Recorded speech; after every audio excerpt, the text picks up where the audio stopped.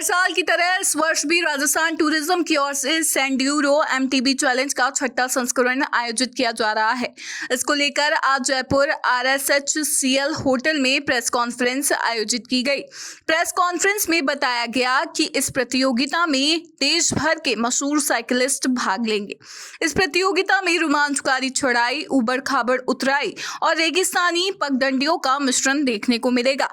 वहीं प्रतियोगिता में बच्चे से लेकर बड़े तक हिस्सा ले सकेंगे। इस प्रतियोगिता में 10,000 नकद राशि टॉप विजेता को दी जाएगी। दूसरे स्थान पर 7,000 और तीसरे को 5,000 रुपए दिए जाएंगे। जैसे पिछली बार भी हमने 5th एडिशन किया था और इस बार 6th एडिशन कर रहे हैं।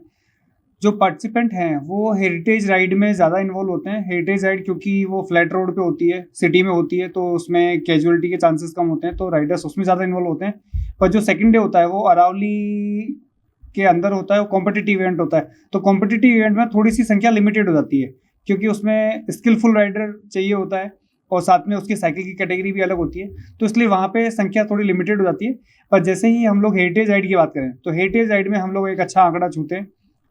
और पिछली बार के इवेंट में इस बार के इवेंट में सबसे बड़ा जो फर्क है वो ये है कि JDA ने और फॉरेस्ट डिपार्टमेंट ने दोनों ने मिलके जयपुर की जनता के लिए नींदड़ बेनाड में एक बायोडाइवर्सिटी पार्क बनाया। उस बायोडाइवर्सिटी पार्क की जो खास विशेषता है वो ये कि आप वहाँ जाके साइकिल चला सकते हैं।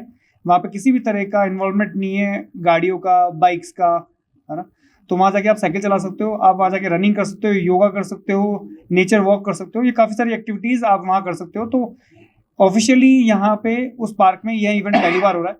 जनरली जब हम लोग इवेंट करते हैं माउंटेन्स का तो हम लोग ओपन जगह पे या फिर किसी छोटे से ऑफ रोड सेक्शन पे करते हैं, पर इस बार ये ऑफिशियली किसी ऑफिशियल जगह पे हो रहा है जो पूरा पैक है पूरी तरीके से। तो यहाँ पे राइडर सेफली अपनी राइड कर सकता है, फिनिश कर सकता है। इसके अलावा भी आपके वहाँ पर और एक्टिविटीज होंगी या केवल साइकिल? सिर्फ साइकिलिंग की ही एक्टिविटीज होगी उस दिन। उसमें हमने 3 तरह की कैटेगरी रखी है। पहली कैटेगरी जो है सबसे मेन कॉम्पिटिटिव कैटेगरी, वो 50 किलोमीटर है, लेजेंड ऑफ नींदड़।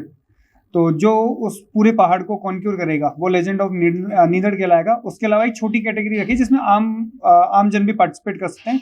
वो 16 किलोमीटर की कैटेगरी है, उसको हम लोग एक्सप्लोरर ऑफ नींदड़ कहते हैं। और एक बच्चों के लिए भी हमने एक छोटी सी कैटेगरी रखी है 5 किलोमीटर की, किड्स रैश करके।